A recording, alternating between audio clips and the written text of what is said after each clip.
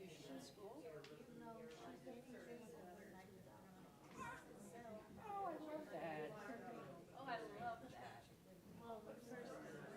Yeah.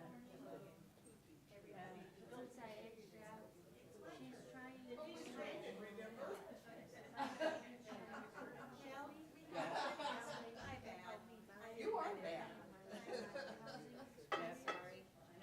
Well, Rose will help you with all of that. I don't know, she might have gone through the foster system, so she knows how it works. I think so. She can, yeah, I think so. I mean, I think she'll listen. You're welcome. I'm so glad I do something that might be helpful to somebody. But yeah, I go there once a month and put the donations on the shelves down in the basement. They have sheets and pillows and kitchen items like silverware and pots and pans and glasses. Yep. Yep. Once you connect with the hub. Yeah, nobody, I mean, not just anybody off the street will come in. It has to be somebody who Rose is connected. I'm so glad you're going to do this. No pressure. I think we should get her involved. We're going to sing today. We are going to sing today. But you want to sing in the choir? Julie, who runs the choir. Oh, Bob, yeah. Bob's the musical director. Yeah, good. So, do they rehearse? Did he give you a schedule? They don't rehearse every Wednesday, so they. I'm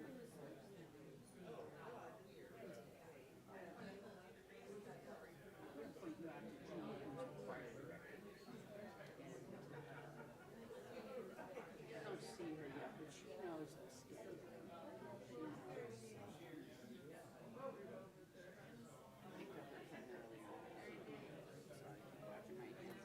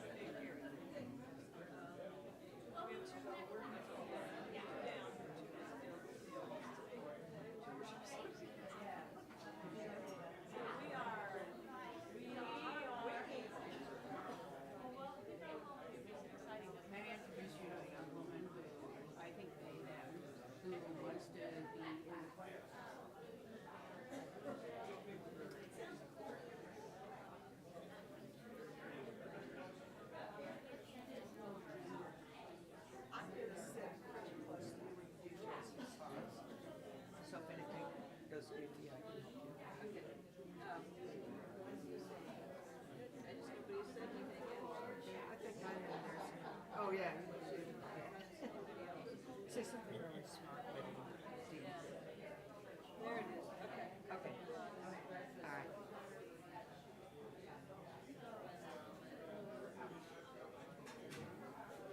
So I have this thing that I can obsess with.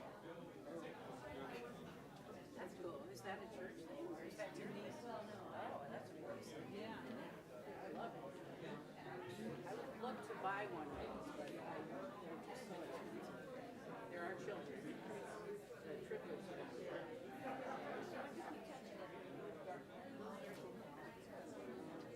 I don't like that.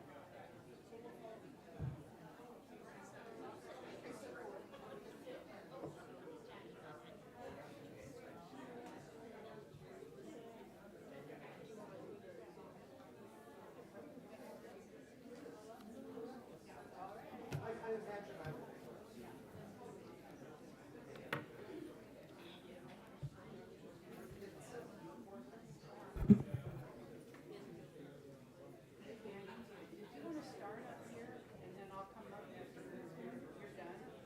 I want to see the music on the screen.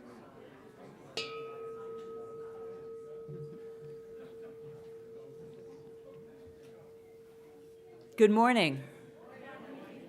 Welcome to the Unitarian Church of Lincoln. My name is Kathy Disney, and I am a worship associate of this church. I am joined this morning, both physically and virtually, by other members of the worship associates. We assist with Sunday services when our minister, the Reverend Dr. Oscar Sinclair, is in the pulpit, and we are responsible for lay-led services about once a month, like today. The worship theme this month is justice and equity, and we have written words or chosen pieces that speak to us on that theme. Over the last few years, the way that we have met has often changed, but whether in person, on Zoom, or on a YouTube live stream, or some way of being that we cannot yet imagine, worshiping together is a chance to deepen our connection with the sources of meaning in our lives and to proclaim who we are and what we are about, throwing open the doors of our congregation and proclaiming the radical love and welcome that is at the heart of our faith. The Unitarian Church of Lincoln aspires to be a loving community, uniting reason with spiritual exploration to transform ourselves and our world. We have a big vision here, and we know that creating a loving community begins with welcome. So whether this is your first time here or your 500th, if you've never had coffee before, or if you are Orvis and Sheila Wall out there getting the coffee together ready for us, you are welcome here. If you come here hopeful or heartbroken, whatever your age, gender, skin color, whomever you are, love, you are welcome here. As we enter into worship, take a moment to center yourself in this place. Find a comfortable place with your body. Take a few deep breaths, and we will begin with our chalice lighting.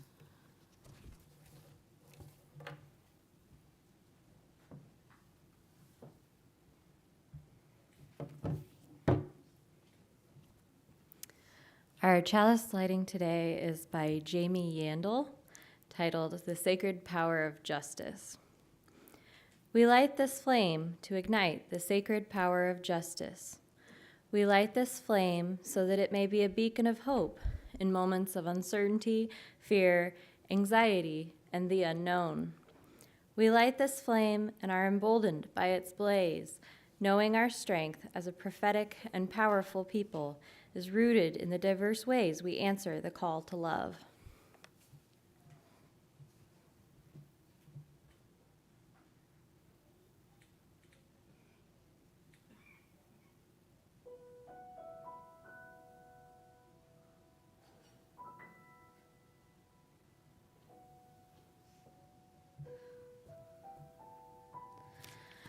Julie Anderson is going to lead us in We Are.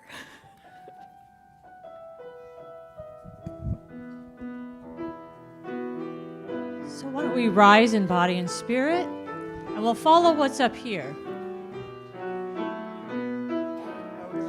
For each child that's born, a morning star rises and sings to the universe who we are.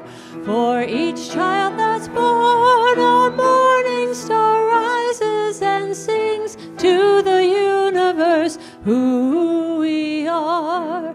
We are our grandmother's prayers, and we are our grandfather's dreamings.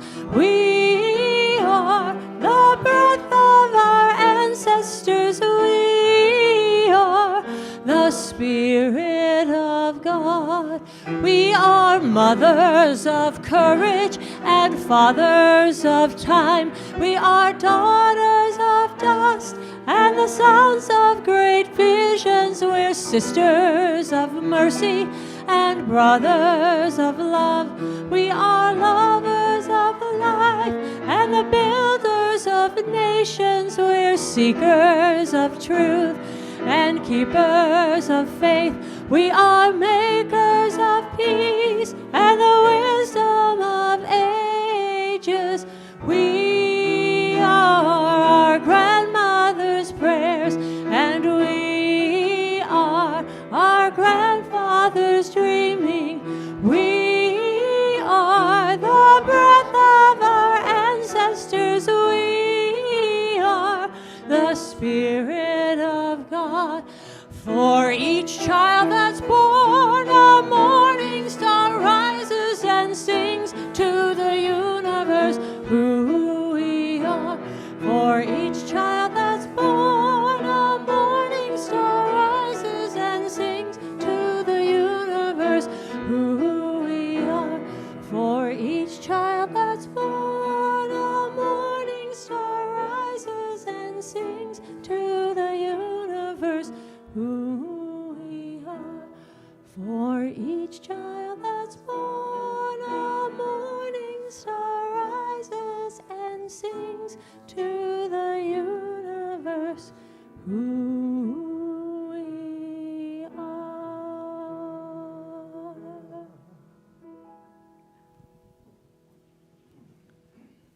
Thank you, Julie. I would invite any children who want to come down in front. We're going to be watching a very cool video. Sometimes People March by Tessa Allen. Sometimes ants march.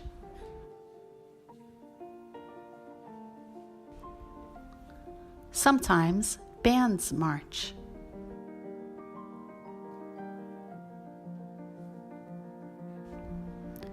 Sometimes people march.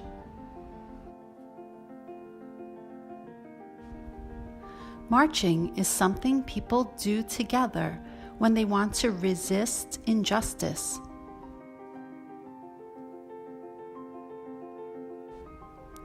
Or when they notice the need for change.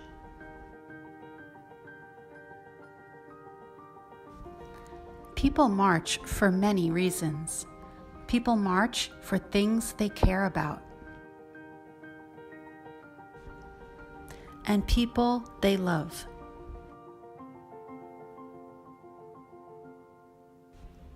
People march for the health of their bodies and their communities and the world. People march for the freedom to love and live and learn. Sometimes people carry signs to share their stories of resistance.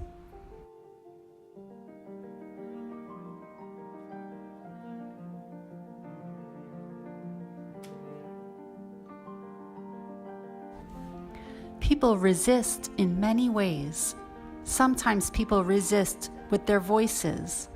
They might resist with words, or with songs, or art.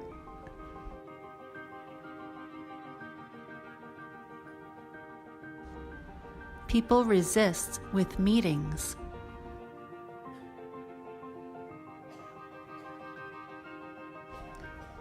They resist by standing up, or sitting down, or taking a knee. It isn't always easy. Feet get tired, arms get tired, hearts and hopes get tired. Sometimes problems seem too big or complex. But we do not march alone. Ants are stronger together.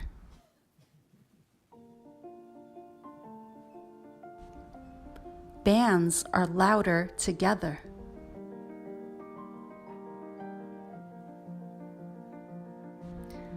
People are more powerful together.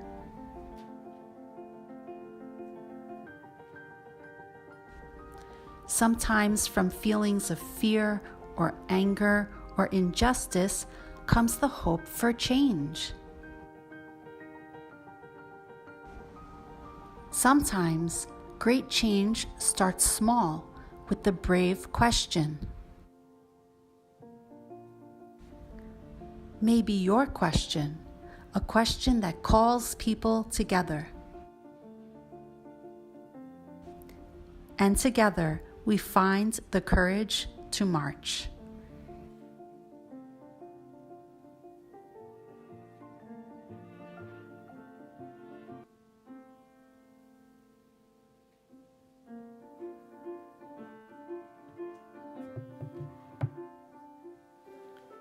As the children go to their classrooms, we invite them to go as we enjoy this next piece of music.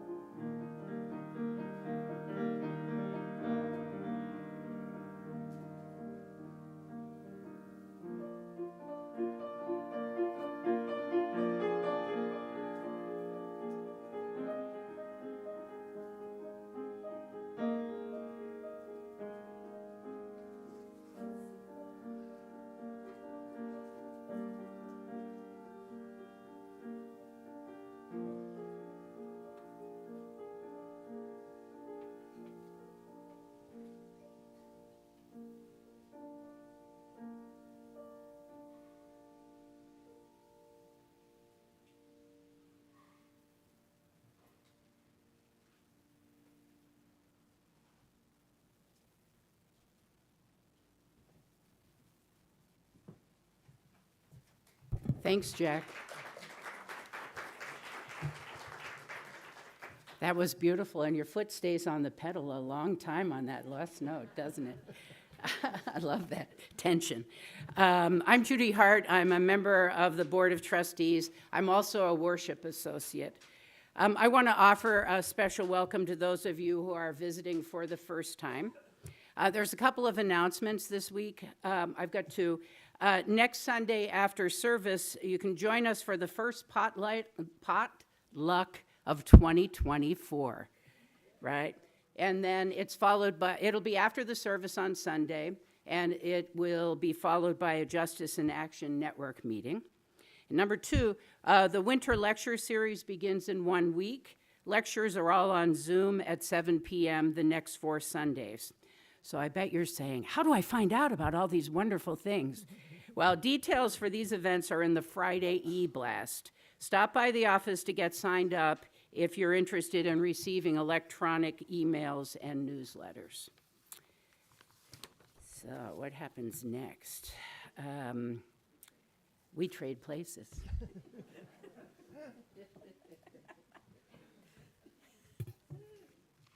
Good morning, Ken. The Worship Associates consists of several people, two of which are Amy Miller and Mary Kay Stillwell, who were to participate in the service this morning, but they are both out sick today. So we are juggling to fill their spots. So if something up there says Mary Kay or Amy, it's going to be one or the other of us who are already up here. So a central part of our service is the time we join together as a community to mark the moments of our lives. We share with one another our joys, our sorrows, the events that mark the journeys of our lives. Our joys are shared and magnified. We are comforted in our sorrows.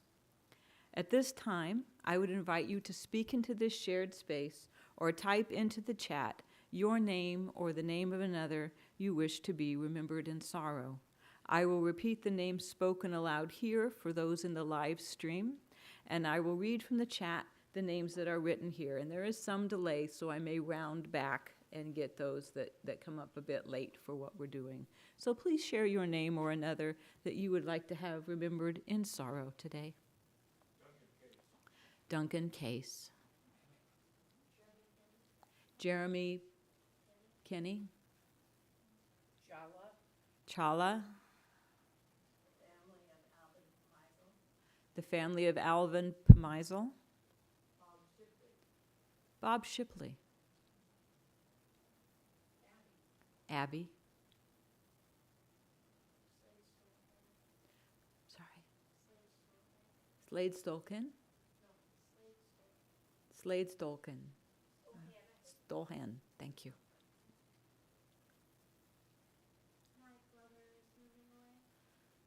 A brother who is moving away.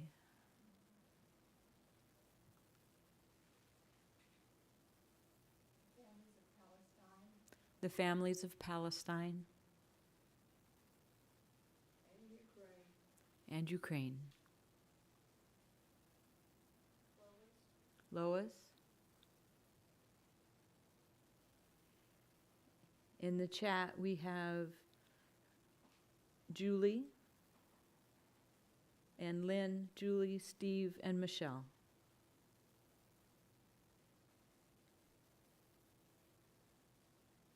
Joy exists in the same space as sorrow. I invite you to speak into this shared space or type into the chat your name or the name of another you wish to be remembered with joy.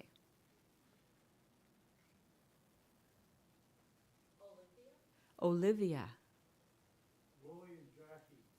Roy and Jackie. Wooly and Jackie. Kara finished her chemo.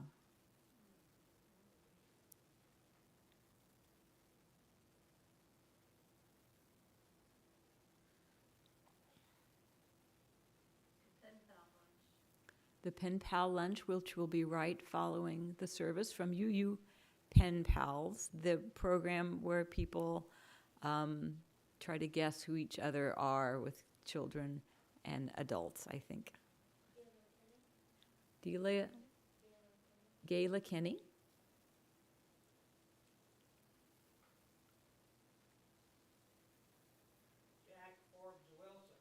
Jack Forbes Wilson, good to see you again, always.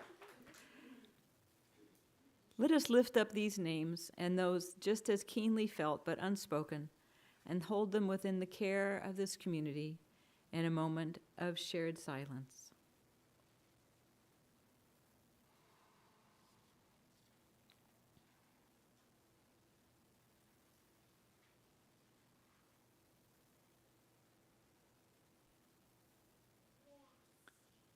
Thank you for your presence.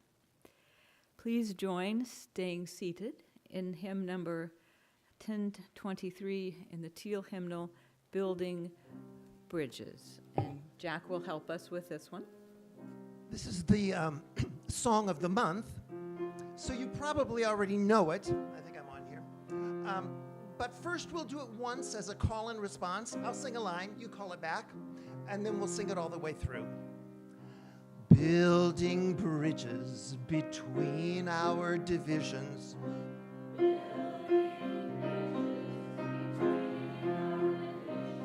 I reach out to you and you reach out to me.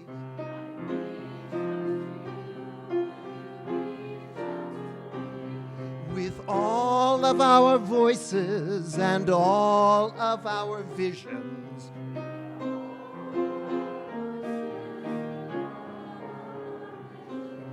Friends, we could make such sweet harmony.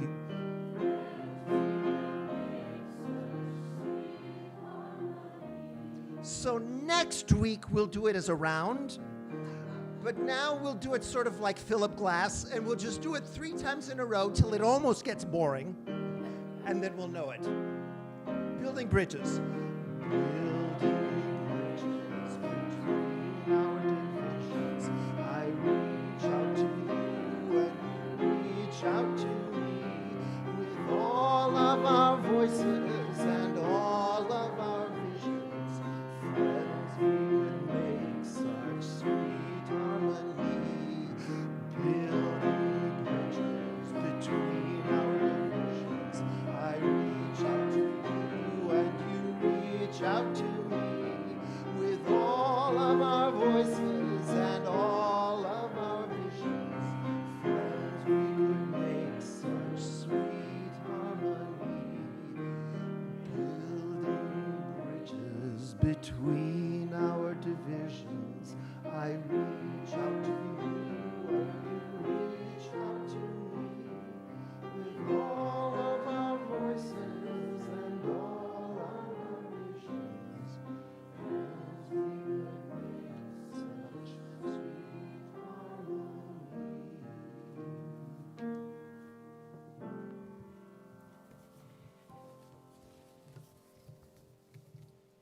Each week, we take up a collection to support the work of this church and our partners in the community. We do this because just as we grow from our participation in this community, we all give back through our time, our talent, and our treasure. So as the next song plays, the ushers will pass the offering plates. You're playing the next song, right? Okay. Thank you.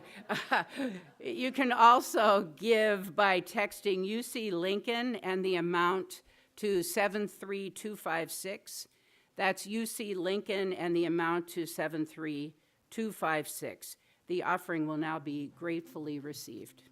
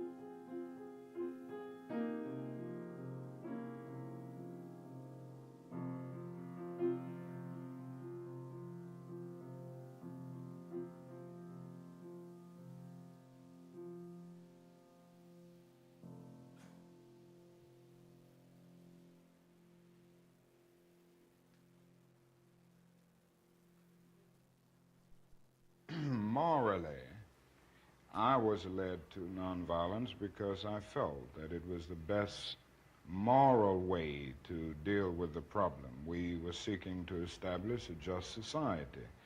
And it was my feeling then, and it is my feeling now, that violence is certainly much more socially destructive, and it creates many more social problems than it solves.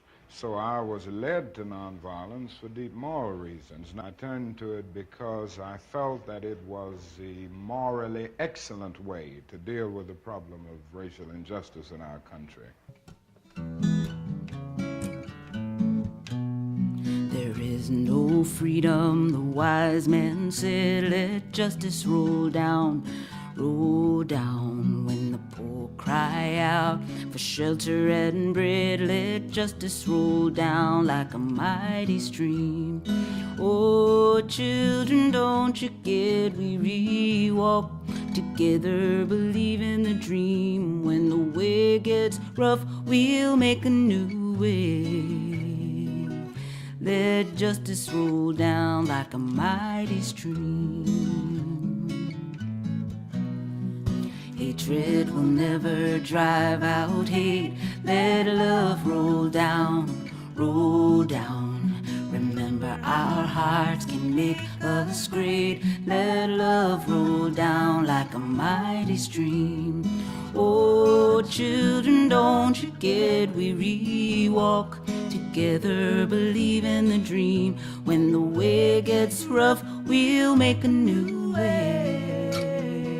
And let your love roll down like a mighty stream. When brutality threatens our daughters and sons, let peace roll down, roll down. May our voices rise up louder than the guns. Let peace roll down like a mighty stream. Oh, children, don't you get weary, walk together, believe in the dream. When the way gets rough, we'll make a new way. And let peace roll down like a mighty stream. Step by step, one by one, let justice roll down, roll down. They can kill the prophet, but the dream lives on. Let justice roll down like a mighty stream. Oh, children, don't you get weary, walk together, believe in the dream. When the way gets rough, we'll make a new way. Let justice roll down like a mighty stream.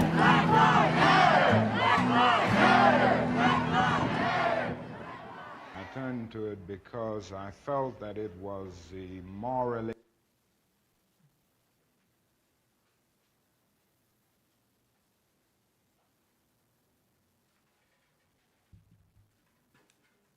Hi again. I'm so thankful to be a member of this Unitarian Church of Lincoln. I'm thankful to have the shelter of its 150-plus year history of seeking justice and equity. I'm thankful to stand on the shoulders of the giants who built this liberal faith community, and they didn't give up. Individuals who came together to find a morally excellent way to make sense of the world, meeting by meeting, march by march. On the UUA website, Reverend Emily Gage explains that justice, equity, and compassion in human relations point us to the larger community, the power of the people working together. It gets at collective responsibility. It reminds us that treating people as human beings is not simply something we do one-on-one, but something that has systemic implications and can inform our entire cultural way of being. Last year, when we were considering accepting the eighth principle, we met in small groups to listen to each other, and we talked about the layers of racism that came from our families and our parents that we were trying to make sense of. And together, we bravely voted to accept the eighth principle, to build a diverse, multicultural, beloved community with our actions to dismantle racism in ourselves and our institutions. We agreed to let justice roll down like a mighty stream. We settled in to make a new way. We embraced our collective responsibility. And just when we have a handle on one aspect of justice and equity, some new challenge comes along. As we've done for many years, we meet, we talk, we listen, and we keep going. We continue to shine shine as a faith community in Lincoln, Nebraska, that puts justice and equity at the center of its cultural way of being. Together with 23 other Lancaster County faith communities, we are Justice in Action. Together with the Omaha and Kearney Unitarians, we are the children who don't grow weary. And together, as a community of believers, we remain hopeful. Lots of videos today.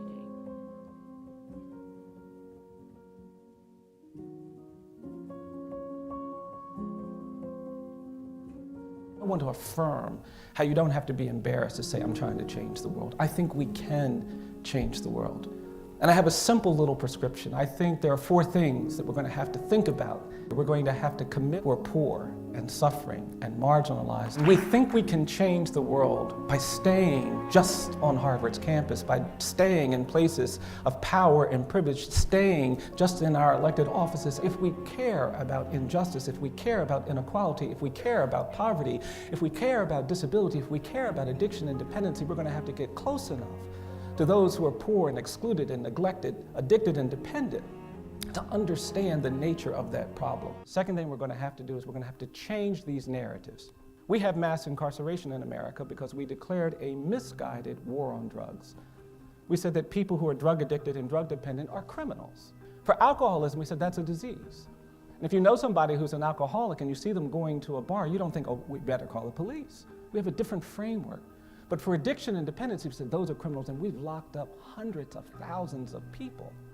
Now, I think that narrative has to change, because I think what allowed us, what made us comfortable with those policy choices is what I call the politics of fear and anger. And I'm here to tell you that if we allow ourselves to be governed by fear and anger, we're going to tolerate things we're not supposed to tolerate. That's how you get comfortable with inequality. That's how you get comfortable with injustice. That's how you get comfortable abusing people in ways that are clearly indecent and wrong. You do it because you've been given a narrative of fear and anger that makes you think that that's justifiable. The third thing we're going to have to do is we're going to have to stay hopeful. You have to protect your hope quotient, your hope dynamic. Because sometimes being in spaces like this can rattle you. The faculty are brilliant, but they're trying to complicate the world for you. And sometimes when the world starts to get complicated, you lose hope that you can do the things you thought you could do. You begin to actually no longer believe that that world-changing thing you were hoping to achieve, you can achieve. And so while you are dealing with the complexity of the world, you're going to have to affirmatively work on protecting your hope. Your hope is vital to your capacity to change the world. I actually believe that hopelessness is the enemy of justice. Injustice prevails where hopelessness persists. The fourth and final thing we're going to have to do, and this is a hard one, we're going to have to do things that are uncomfortable and inconvenient. Because we do not change the world by only doing the things that are comfortable and convenient. And I hate that, because we're humans, and humans are biologically and psychologically programmed to do what's comfortable. We like comfort. And that means that we're going to have to make a choice to do uncomfortable things to change things. I tried to research my way out of this, I did.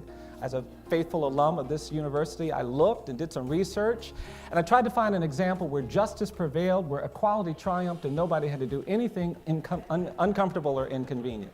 Can't find any examples of that. I've learned really simple things doing my work. I believe that each of us is more than the worst thing we've ever done. I believe that for every human being. I think if someone tells a lie, they're not just a liar. I think even if you kill someone, you're not just a killer. And justice requires that we know the other things we are before we judge you.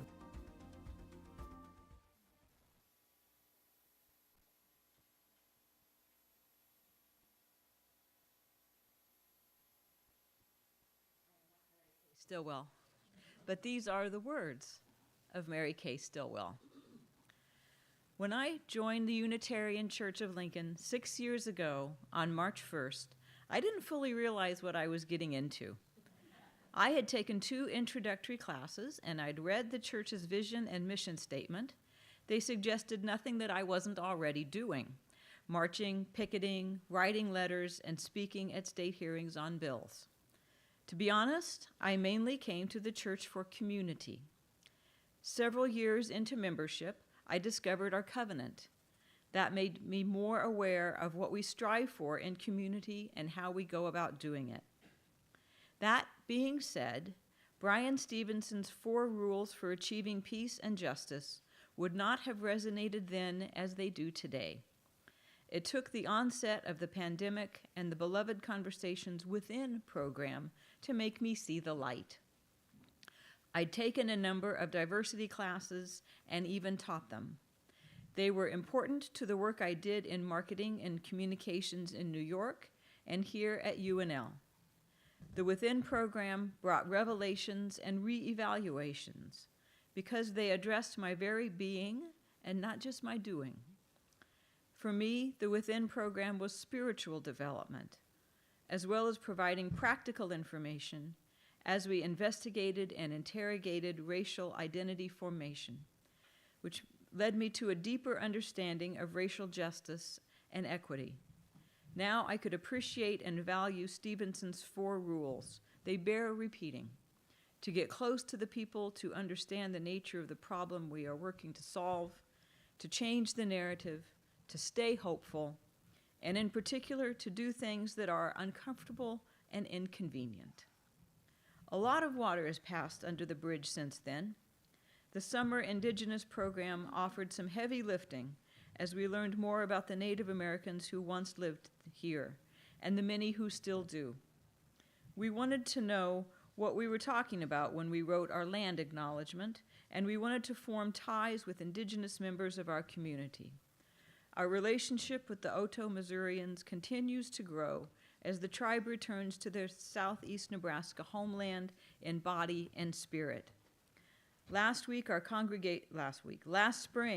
congregation, after a program of films, speakers, and events, voted to pass the 8th principle. Like Judy, I am inspired by our Unitarian and Universalist ancestors here in Lincoln who founded our church and were committed to their work for justice. To belong to the Unitarian Church of Lincoln has been and continues to be all about commitment to social action, at the core of which is to be love. Our sign out front says, "Love without action is a Hallmark card." A provocative statement as we look forward to Valentine's Day this coming Wednesday. I participated in 2 congregational forums sponsored by the board last year to begin the considerable task of reviewing our mission and vision statements. Why are we here? What do we love? How can we be more of what we've been? What are the steps to get there? Who's going to do it? These are questions that we continue to reflect on as we move forward.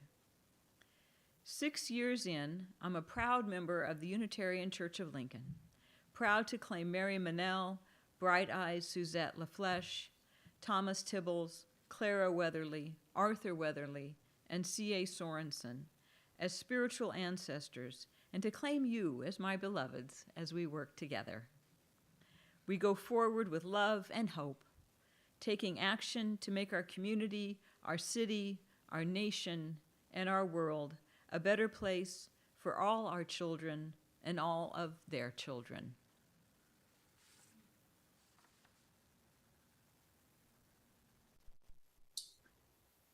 The Cure at Troy by Seamus Heaney. Human beings suffer, they torture one another, they get hurt and get hard. No poem or play or song can fully right a wrong inflicted or endured. The innocent in jails beat on their bars together. A hunger striker's father stands in the graveyard dumb. The police widow in veils faints at the funeral home. History says don't hope on this side of the grave, but then once in a lifetime, the longed for tidal wave of justice can rise up and hope and history rhyme. So hope for a great sea change on the far side of revenge. Believe that a further shore is reachable from here. Believe in miracles and cures and healing wells. Call the miracle self-healing, the utter self-revealing double take of feeling. If there's fire on the mountain or lightning and storm, and a God speaks from the sky, that means someone is hearing the outcry and the birth cry of new life at its term. It means once in a lifetime that justice can rise up and hope and history rhyme.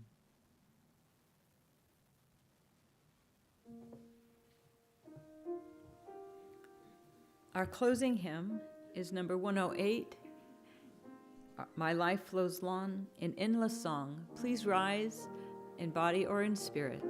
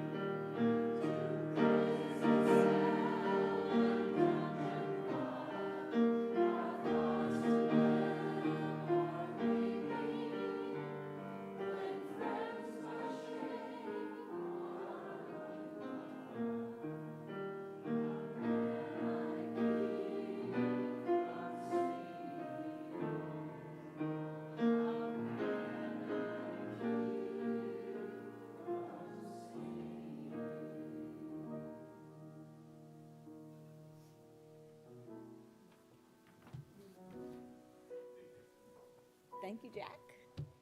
Our closing words today are on 2 pages, and I wish I could remember which one I was going to do. They're all good, though. Are by Wendell Berry. The love and the work of friends and lovers belong to the task and are its health. Rest and rejoicing belong to the task and are its grace. Let tomorrow come tomorrow. Not by your will is the house carried through the night. Go in peace, go in love. But first, we have our last song, which Jack is going to lead and help us with.